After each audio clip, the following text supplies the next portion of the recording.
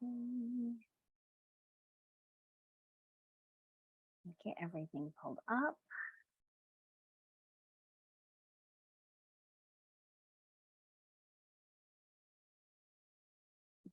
That thing.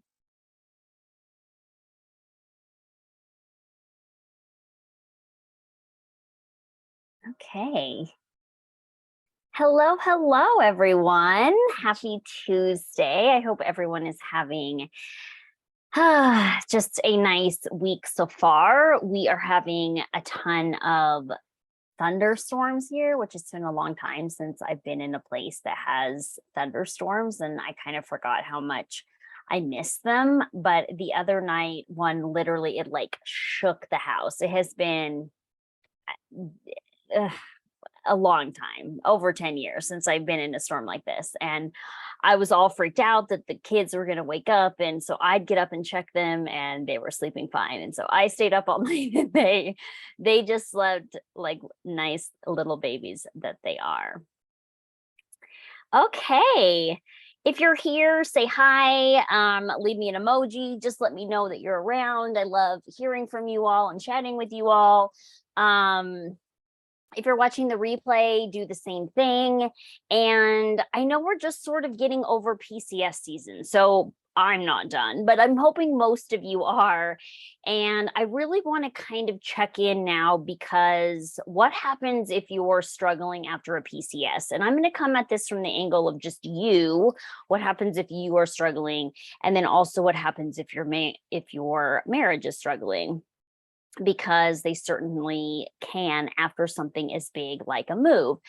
And in fact, I'm sure you all have heard me say this, but moving counts for like one of the top 3 or top 5, depending on the list you're looking at, stressors a person will go through in their life. So we're talking like major stressor, and we do them all the time. And so we want to make sure that we are really good at them.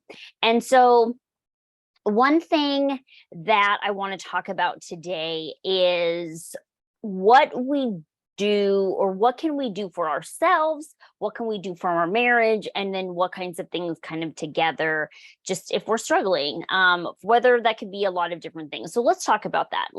First I want to talk about the common like marriage pitfalls after a PCS, because there are a lot. The first one is during a move, you're just very overstressed, right? There's a lot on your to-do list. There's a lot of things that you need. Your mental load is like at capacity because there's just so much going on. And as somebody who is, again, still in the middle of the longest move ever, like it just doesn't go away. And then, they didn't ship 8,000 pounds of our 10,000 pound household goods. And so now I'm trying to deal with that. And when does that get on the ship? And right, like there's just a lot of stuff all the time. And whenever we're overly stressed, what happens? We get our patience goes down. We get potentially more snappy than we would. Like we just don't have the same resources that we normally have. And so a lot of times, again, like I might get short or I might get snippy in times that I wouldn't otherwise get snippy or wouldn't get short, right? And the other thing in terms of being overly stressed is then some of the things that we do that take care of ourselves and that take care of our marriage, those start to fall off, right? Like I'm not doing quite the same like date nights when in the middle of a move as when we're settled somewhere. And, maybe I am not doing all those little kind of actions that I know make a big difference in my marriage. And maybe we're not communicating as well as normal, right? So because we're overly stressed, it can lead to all these other little pitfalls that can create those, what seem like problems in the marriage. It can bring up more fights. It can bring up more just disagreements. It can bring up more frustrations with each other. The other thing that really comes up with a PCS that is different from just like a civilian move is that when you move somewhere else, your spouse has a built-in network. And I don't think that we think about this a lot, but it really makes a big difference. And it really, it's something that if they're also not thinking about this, can make a big difference as well. So what I mean by that is they are going into a job, and that job is full of like built-in coworkers, built-in friends. They know exactly what they're doing. And really a lot of their like day-to-day processes, like sure, they're doing maybe something different than they were doing before, or how they're doing it this time, maybe they're in a different leadership role, like whatever, but ultimately the same structure is still the same. So not a lot is changing in that regard, and they're just going straight into it. They don't have to like look for a new job. They're not like re-interviewing. They're not, right? Like you're going there because they have that spot. It is like cookie cuttered out for them, and they're just fitting into it. And they're all living the same life, essentially, right? And I think this is really different because when we as military spouses move, like there is no cookie cutter for us anywhere. We have to seek out our own friends. We have to seek out our own employment if that is what we want. We have to seek out our own resources. Often we're seeking out resources for our family as well, right? Like even just a vet for my cat. Like nothing is set up for me. And this is also very different. And this is another common like pitfall when it comes to PCSing, because the military person like doesn't quite understand that that's the military spouse's experience, and the military spouse doesn't quite understand that that's the military person's experience, because now what you're doing is you're really comparing apples to apples, or apples to oranges. That's the saying. I said it, didn't feel right in my brain. So you're not actually even having the same experience. And so if you go in saying, oh, we both are moving, we're both stressed out, whatever, like it's not the same. And so the things that we as military spouses need when we PCS versus what our spouses need when they PCS, because don't get me wrong, I think that there's it sounds easier, and in some ways I do think that it is. That doesn't mean that it's not stressful for them, and that being said, but what I mean is, because they're so different, if you don't actually talk about that and you don't figure out what you need, now you're sort of going like this, right? You're missing each other. And so this is another common pitfall that I see, because here I am, like, I'm struggling. I have no friends. I have no social stuff. And then my spouse is coming home and saying, oh, I have to go to this event and I'm going to leave you at home, and I'm going to, right? And like that brings up a lot of frustrations, and that brings up a lot of arguments, and then on and on and on. So again, just that idea that you don't have the same experience when you move. The other common pitfall that comes from a PCS is really taking it out on each other, really taking out your stress. And it makes sense that we do this. And this is going to be with anything, is that though that is the closest person to us. So they are kind of in some ways a safe place for me to like put all of this, whatever, stress, frustration, whatever it is that I'm feeling on them. From the military spouse perspective, it's really easy for me to also blame my spouse, right? Like if I'm talking about mine, you put me in the position where I can't PCS with you. I'm going to be flying to Japan with a infant, a toddler, a cat by myself because I couldn't go, all this stuff, right? Like it's your job, it's your thing. And so we can really, it makes it easy to just take it out on them. They become a very easy scapegoat. They become a very easy target. And my spouse as well, like I'm still like the safest person for him to take out like any of his frustrations with too. He checked into our house. It's the first time that we have lived on base, and he gets in there and it's covered in mold, and he's frustrated. He has to move back out and move back into the hotel, and he is just kind of snapping and yelling at me. And I know that it's not about me, but I'm just like the easiest out. That doesn't make it okay, but I know that so if you look at, again, the common pitfalls of a PCS, what I say are the top three is one, we're being really overly stressed, and so we just don't have the same like capacities we normally do, and because of that, we don't probably take care of ourselves in our marriage the way that we should, so to speak.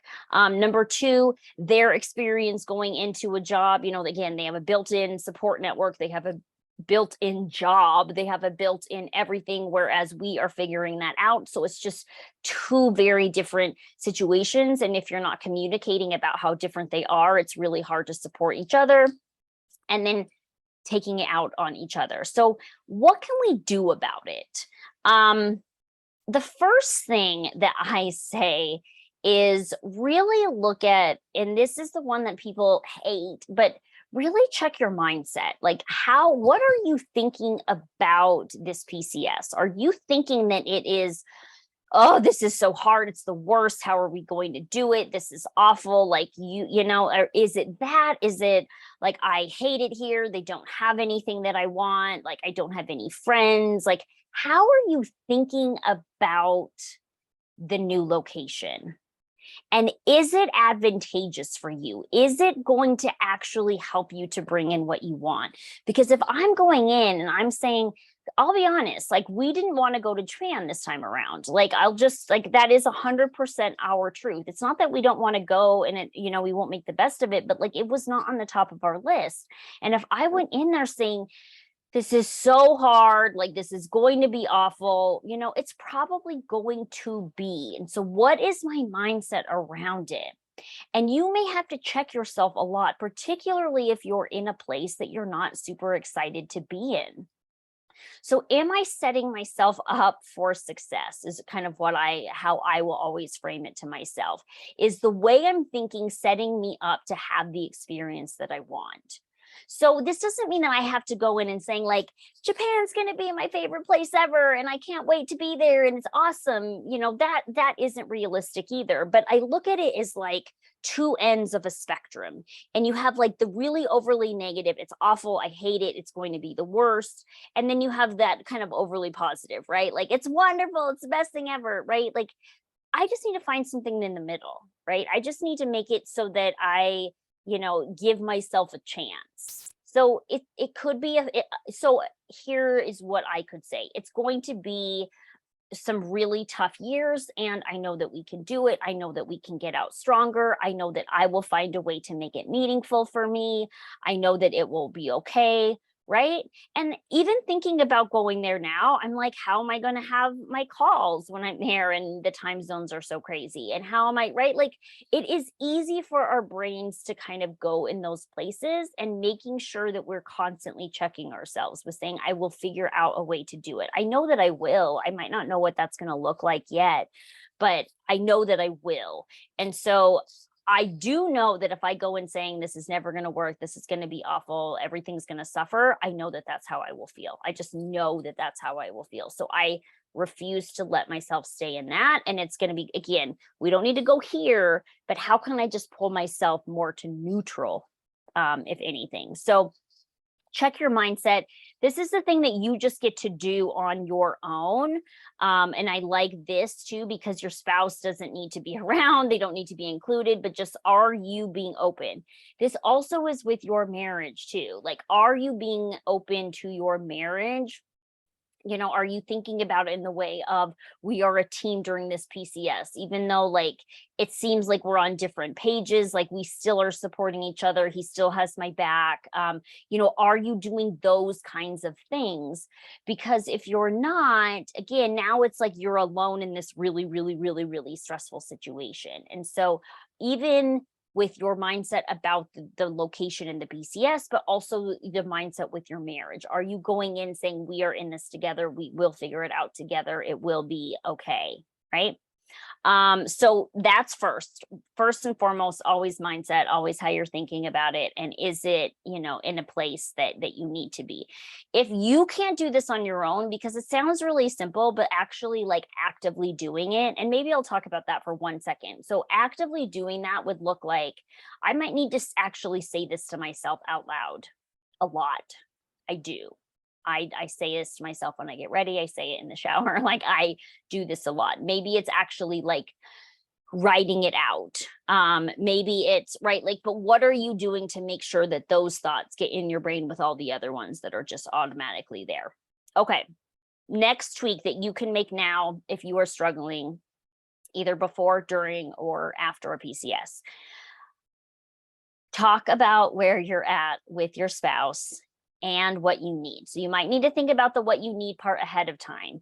But kind of like what I was talking about earlier with how you're having like two totally different, experiences as a result of that move, like make sure that your spouse knows where you're coming from. So where are you at? Like, do they know that you're struggling? Do they know that you're having a hard time? So many of my clients will come to me initially, and I remember talking to one and she was like, I'm just so very unhappy in this new place, and I didn't want to come here. I didn't want this to be our choice, and now I'm really unhappy about it. And I said, have you communicated this with your spouse? And she said, no, because, he's up for this thing and I didn't want to stress him out. I didn't, right? So here she was just really suffering alone. And I think by osmosis kind of wanted her spouse to just figure it out and be able to support her. And it just wasn't happening.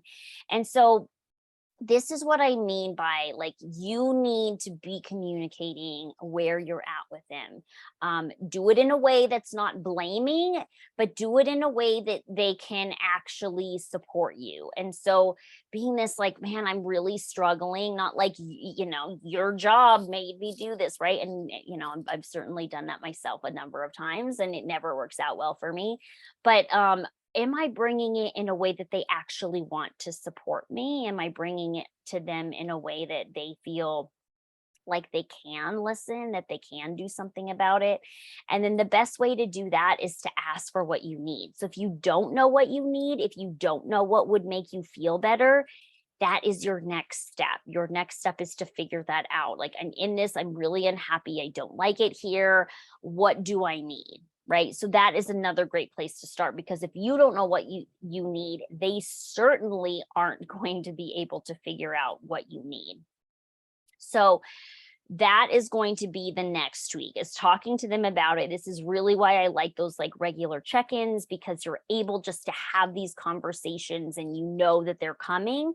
But make sure you're really clear about it. And even if the answer is, I don't know, I still have the conversation. I can be like, I'm just really unhappy right now because XYZ. I honestly don't know what's going to make me feel better. And so that is now where we can start talking like, let's try this and let's try that. Right. But now we know that it's just this thing. It's not like I know what would make me feel better and I'm just wanting him to do it and it isn't happening, if that makes sense. Okay. So the next thing you want is another thing that's for you. So again, they have this built-in like cookie cutter thing. And the nice part is, again, they get to jump right in it, but they don't get to create what they want. So they might not like a lot of it and they don't really get to change it. It's just is what it is until their next duty station. We, on the other hand, and this is going to be the benefit of it, is like we get to create the world that we want. So think about it. Think about what you really need in this new location and what's going to make you feel good. So is that I need, a couple like really close friends that I can rely on when my spouse is gone, or just when I need to vent about stuff, or when I need to vent about my spouse, or any of those things? Or is it, I need a social organization, I need a club, I need a book club, I need a hiking group, I need it, right? I need to, like, what is going to make that location feel like home? And maybe the place doesn't have it, but like really start to think about that. Like, what in your world, what would make you feel better?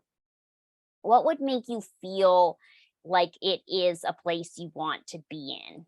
And I think that sometimes, again, we go out wanting just this cookie cutter whatever, and it doesn't exist But now I can kind of at least start figuring out, like I have like the basic recipe. So like for me, it is that I know that I want to have a book club. I know that I want to have like certain social interactions, like all those things that I said, like are just examples of things that I know that I want. And it could be, again, very different for you. There is no right or wrong answer here, but what is it?